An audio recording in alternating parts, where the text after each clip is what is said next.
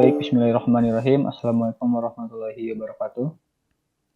Kami dari kelompok 2 akan mempresentasikan hasil analisis kami dengan judul analisis abnormal return menggunakan metode event study pada sektor perbankan terhadap peristiwa pengumuman hasil pemenang pemilihan presiden dan wakil presiden tahun 2024. Untuk anggota kelompok, yang pertama ada Imam Welga dengan NIM akhir 1325. Selanjutnya ada Ali Setiawan dengan NIM akhir 1326. Yang selanjutnya ada Fauzan Ilham Al-Farizi dengan NIM akhir 1327. Selanjutnya ada Afif Nashwa Ramadan dengan NIM akhir 1329. Ada Ferdiansyah dengan NIM akhir 1331. Ada Nesya Akilah Hana dengan NIM akhir 1332. Dan yang terakhir saya, Ivan Fauzi dengan NIM akhir 1330. Oke. Untuk latar belakang, pada 14 Februari 2024, Indonesia mencatatkan sejarah di mana Republik Indonesia melaksanakan pemilihan umum sekaligus yang mana pelaksanaan pemilu periode ini dilaksanakan berbeda dengan periode-periode sebelumnya. Pada pemilu 2024, serentak dilaksanakan dalam memilih anggota Dewan Perwakilan Rakyat, Dewan Perwakilan Daerah, Dewan Perwakilan Rakyat Daerah Provinsi, Dewan Perwakilan Rakyat Daerah Kabupaten Kota, dan Presiden dan Wakil Presiden. Sejak Indonesia merdeka tahun 1945, Indonesia telah melakukan pemilihan presiden secara langsung oleh rakyat sebanyak 5 kali.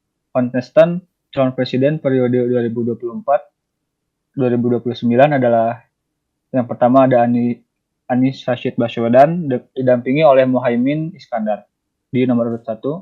Selanjutnya ada Prabowo Subianto didampingi Gibran Rakabuming Raka di nomor urut 2. Dan Ganjar Pranowo didampingi oleh Mahfud MD di urut 3.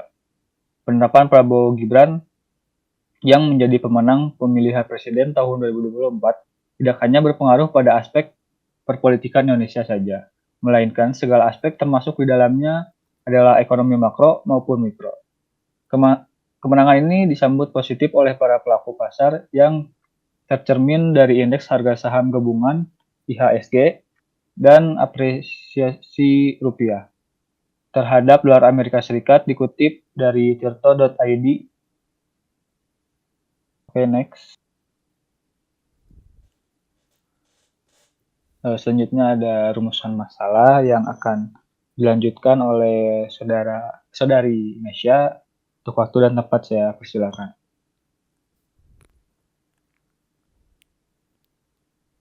Baik, terima kasih kepada moderator. Selanjutnya ada rumusan masalah, di mana pada penelitian ini rumusan masalah terdiri 3 poin. Yang pertama adalah bagaimana reaksi pasar modal terhadap pengumuman hasil pemenang pemilihan presiden dan wakil presiden 2024. Yang kedua adalah bagaimana perubahan retur saham indeks LQ45 pada 7 hari sebelum dan 7 hari sesudah pengumuman hasil pemilu presiden dan wakil presiden 2024. Dan yang terakhir adalah bagaimana perubahan abnormal return saham indeks LQ45 pada 7 hari sebelum dan 7 hari sesudah pengumuman hasil pemenang pemilu presiden dan wakil presiden 2024. Selanjutnya ada maksud dan tujuan penelitian. Yang pertama, untuk mengetahui apa yang terjadi pada pasar modal terhadap pengumuman hasil pemenang pemilihan presiden dan wakil presiden 2024. Yang kedua, untuk mengetahui bagaimana perubahan retur saham indeks LQ45 pada 7 hari sebelum dan 7 hari sesudah pengumuman hasil pemenang pemilu presiden dan wakil presiden 2024. Dan yang terakhir, untuk mengetahui bagaimana perubahan abnormal retur saham indeks LQ45 pada 7 hari sebelum dan 7 hari sesudah pengumuman hasil pemenang pemilu 2024. Next. Selanjutnya ada efisiensi pasar. Menurut Tanda Lilin dalam Erika Akbar DKK 2009, pasar modal yang efisien adalah pasar modal ketika harga semua sekuritas mencerminkan informasi yang tersedia, yaitu informasi historis, informasi terkini, dan penyimpangan spread yang berpotensi mempengaruhi kenaikan atau penurunan harga. Menurut Hartono 2017, pada halaman 627, memberikan beberapa alasan peristiwa yang menyebabkan pasar menjadi efisien. Di mana yang pertama itu adalah investor adalah penerima harga, yang berarti bahwa sebagai pelaku pasar. Yang kedua adalah informasi tersedia luas kepada semua pelaku pasar pada saat yang bersamaan. Yang ketiga adalah informasi dihasilkan secara acak atau random dan tiap-tiap pengumuman informasi sifatnya random. Dan yang terakhir adalah investor bereaksi dengan menggunakan informasi secara penuh dan cepat sehingga harga sekuritas berubah dengan semestinya dan mencerminkan informasi tersebut untuk mencapai keseimbangan yang baru. Yang terakhir ada event study, di mana pengujian kandungan informasi atas suatu pengumuman diuji dengan menggunakan studi peristiwa. Berita baik akan direspon positif oleh pasar yang dicerminkan dengan adanya abnormal retur yang positif, begitu juga dengan berita buruk yang akan direspon dengan negatif oleh pasar yang dicerminkan dengan adanya abnormal retur yang negatif, menurut Tandelilin 2010 pada halaman 565. Sekian dari saya kembalikan kepada moderator.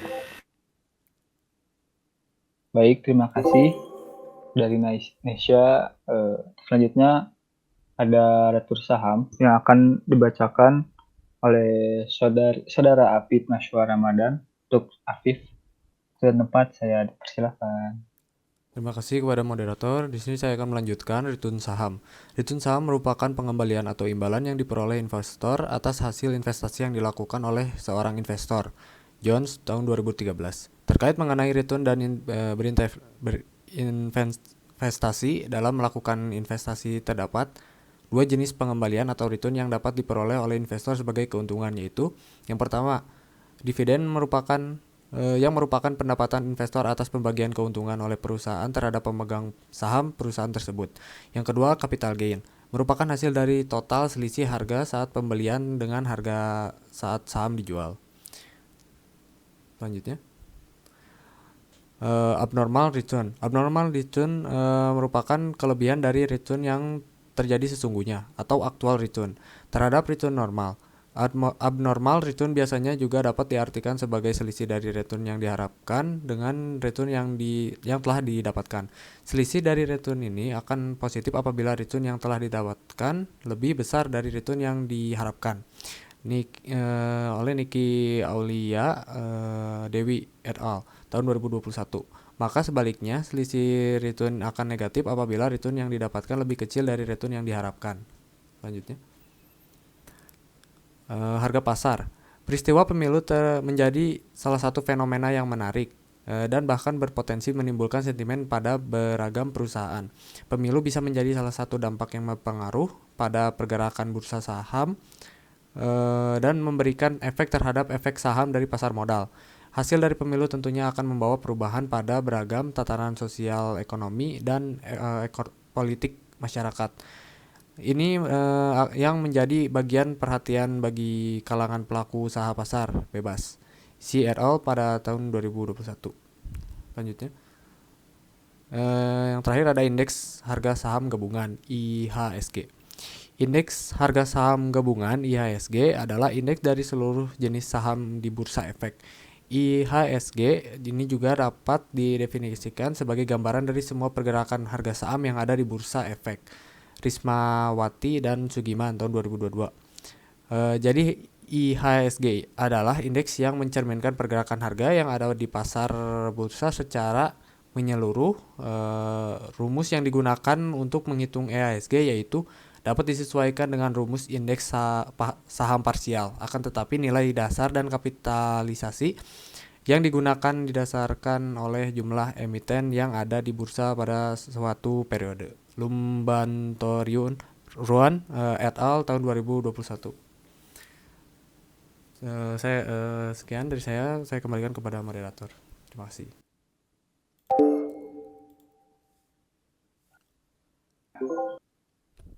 Baik, terima kasih saudara Afif. Untuk selanjutnya ada menghitung return dan return abnormal yang akan dijelaskan oleh saudara Ferdiansyah. Untuk Ferdiansyah, waktu yang tempat saya persilahkan. Baik, terima kasih banyak kepada moderator. Di sini saya akan menjelaskan tentang menghitung return and return abnormal. Di sini ada rumus dari menghitung return aktual, yaitu RI, T sama dengan PI, T minus PI, T dikurang 1 per PI kali T min 1. Yang artinya RI per T itu artinya return saham I pada periode ke T.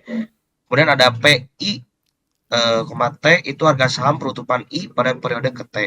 Kemudian ada PI min T min 1 itu sama dengan harga saham penutupan I pada periode T min 1. Kemudian kita akan menghitung juga untuk rumus menghitung return harapan atau expected return. Keterangannya yaitu udah ERI yaitu expected return dari investasi pada saham I, RIT adalah actual return dari investasi pada saham I, dan N banyaknya periode pengamatan. Untuk rumusnya tersendiri adalah ERI sama dengan sigma NT sama dengan 1 RIT per N. Kemudian yang terakhir adalah menghitung abnormal return. Keterangannya yaitu RTNIT sama dengan return tak normal atau abnormal return sekuritas I pada periode T. Kemudian RIT adalah return aktual saham I pada periode T, dan ERIT sama dengan return harapan pada periode T. Untuk rumusnya tersendiri itu RTNIT sama dengan RIT minus ERIT. Kita lanjut ke slide berikutnya. Nah, di sini ada return dan abnormal return dari PT Bank Sentral Asia Tbk. Di sini saya akan menjelaskan mungkin salah satu dari dua tabel ini atau salah dua, mungkin saya akan jelaskan untuk mempersingkat waktu. Saya akan menjelaskan di sini adalah estimasi periode pada tanggal 31 Januari 2024. Untuk periodenya ini T30 dan untuk close price-nya atau harga penutupnya itu di harga 9.550. Untuk RI-nya tersendiri itu hasilnya adalah minus 0,01036 dan ERI-nya hasilnya 0,00138. Kemudian di Windows periodnya saya ngambil di tanggal pertengahan mungkin 20 Maret 2024 itu periode T0. Nah, di close price-nya itu di harga 10.125.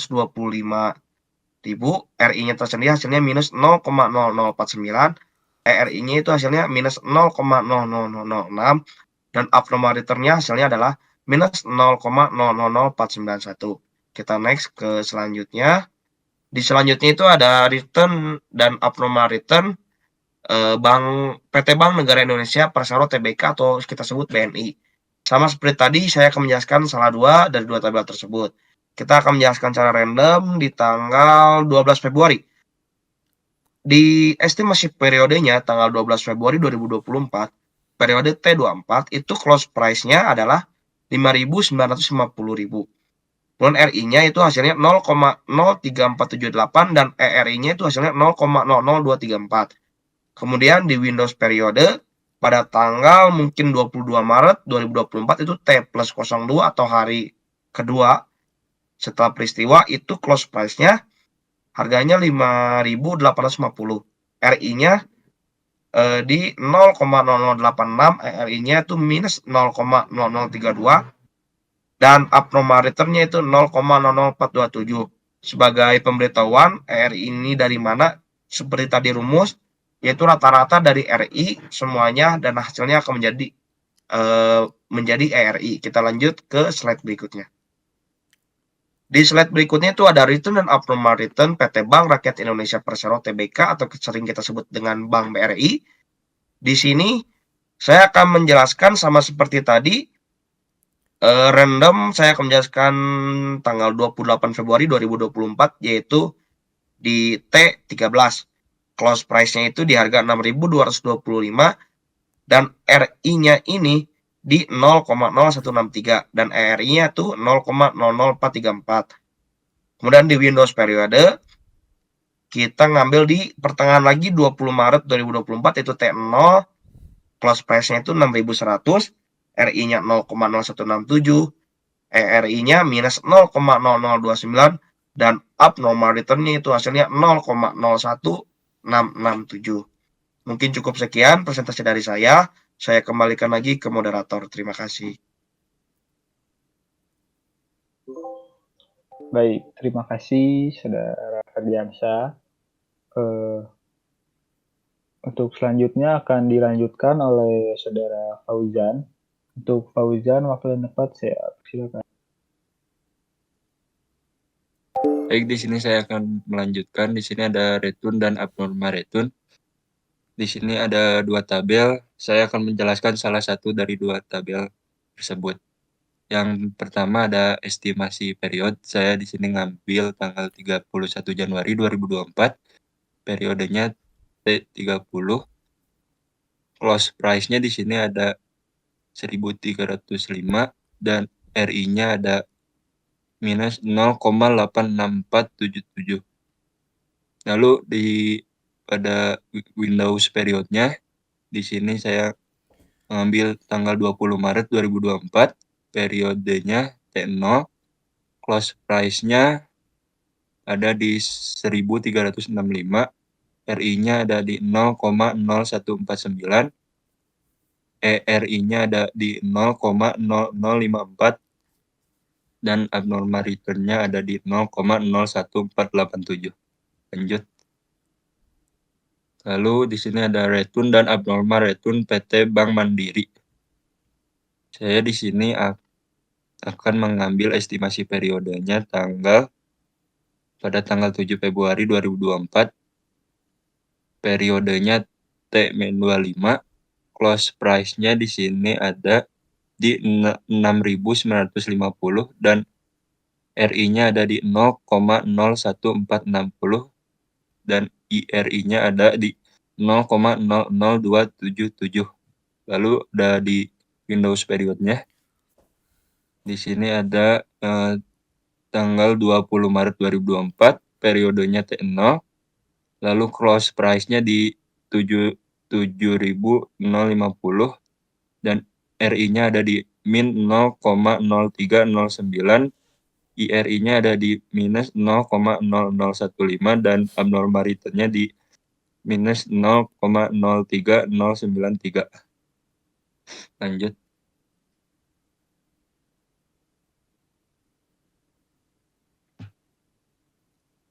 Lalu di sini ada return dan abnormal return PT Bank Syariah Indonesia.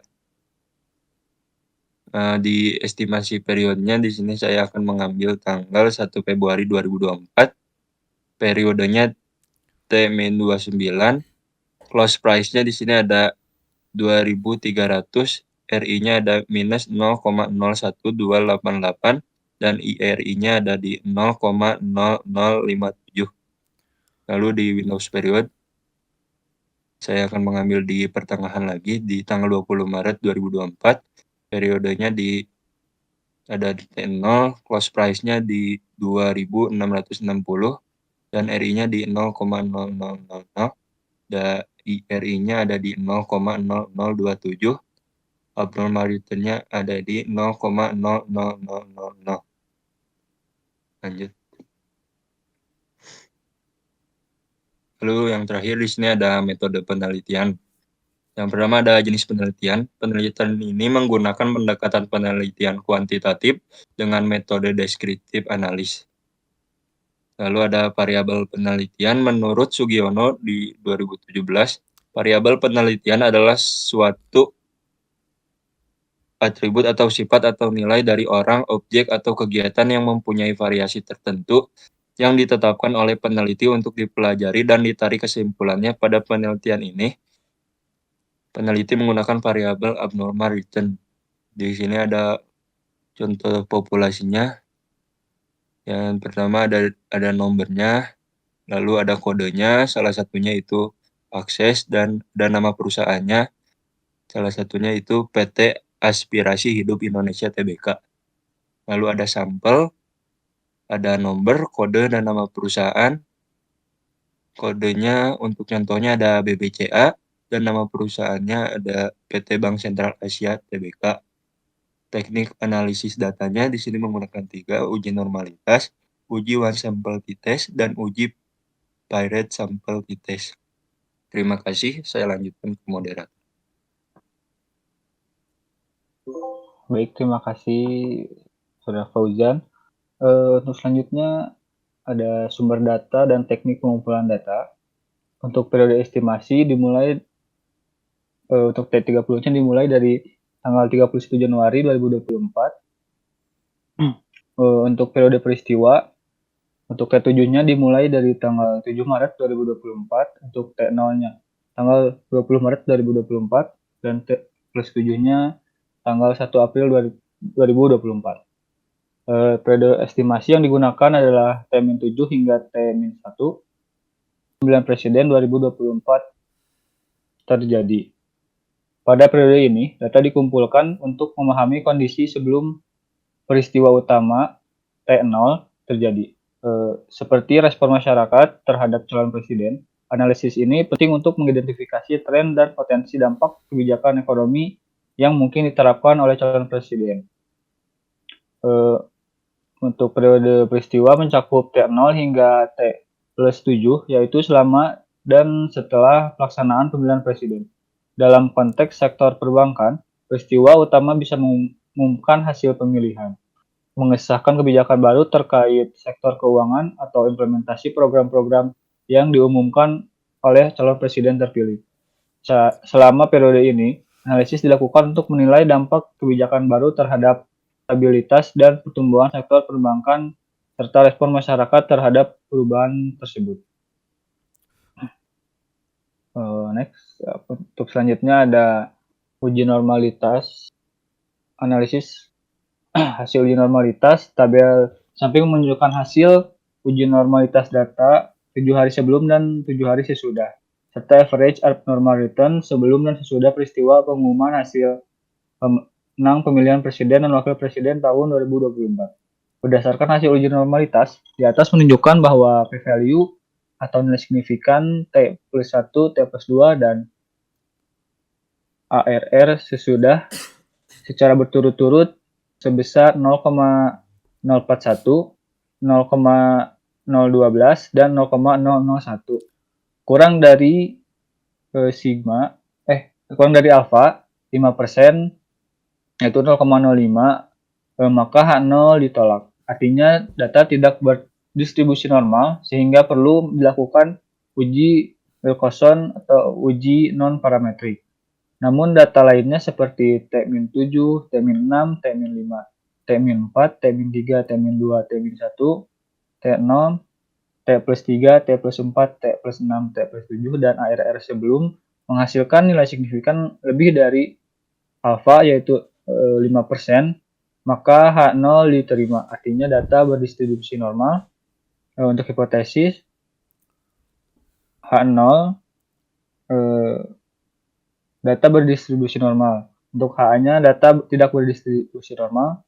Keterangan jika nilai signifikan lebih dari 0,05 maka H0 diterima, dan jika nilai signifikan kurang dari 0,5 maka H0 ditolak. Selanjutnya ada uji non-sample t-test.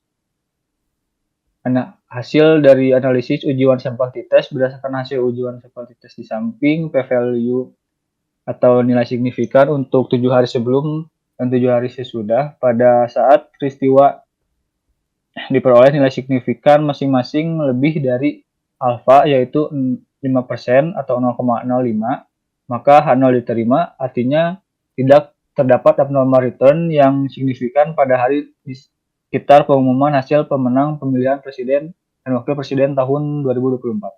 Namun pada T-3 dan T+5 secara berturut-turut menunjukkan nilai signifikan sebesar 0,032 dan 0,001, kurang dari alfa sebesar 5% atau 0,05, maka H0 ditolak. Artinya terdapat abnormal return yang signifikan pada hari di sekitar pengumuman hasil pemenang pemilihan presiden dan wakil presiden tahun 2024.